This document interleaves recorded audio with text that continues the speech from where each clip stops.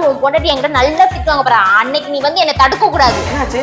ஏன் இவ்வளவு கோவப்படுறீங்க அவன் மேல? தலைவலிக்குதுமா, ஒரு காபி போட்டு கொண்டு வான்னு சொன்னேன். அதுக்கப்புறம் டீ போட்டு கொண்டு வரா. அவளுக்கு காபி பிடிக்காம தானே எனக்கு டீ போட்டு கொடுக்கா. இதுதான் உங்க பிரச்சனையா? அவ கரெக்டா தானே செஞ்சிருக்கா. இதுல என்ன தப்பு இருக்கு? உங்களுக்கு தலைவலிக்குது, நீங்க தலைவலிக்கு யாராவது காபி குடிப்பாங்களா? அதனாலதான் அவன் டீ போட்டு கொடுத்துருக்கா. இதை போய் தப்பு சொல்றீங்களே. உன் பொண்டாட்டிக்கு வக்காலத்து வாங்காத. நீங்க நினைக்கிற மாதிரிலாம் ஒண்ணும் இல்லம்மா. நேத்து அவ என்கிட்ட என்ன தெரியுமா சொன்னா? நீங்க அவளுக்கு அத்தை இல்லையா, அம்மான்னு சொன்னா. அவளை போய் இப்படி பேசுறீங்களே.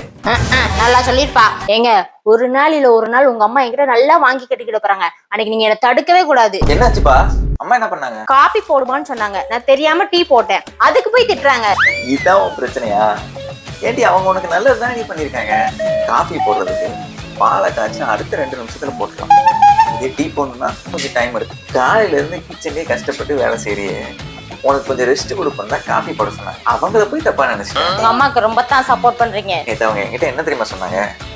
நீ அவங்களுக்கு மருமகள் இல்லையா, மகளாம். உங்க அம்மா அப்படியே சொல்லிட்டாலும். The next day. அம்மா பிரேமா, தலைவலிக்குது, ஒரு டீ போட்டு கொண்டு வரியா? அத்தை, உங்களுக்கு காஃபி தானே பிடிக்கும், நான் உங்களுக்கு காஃபியை போட்டு தரேன்.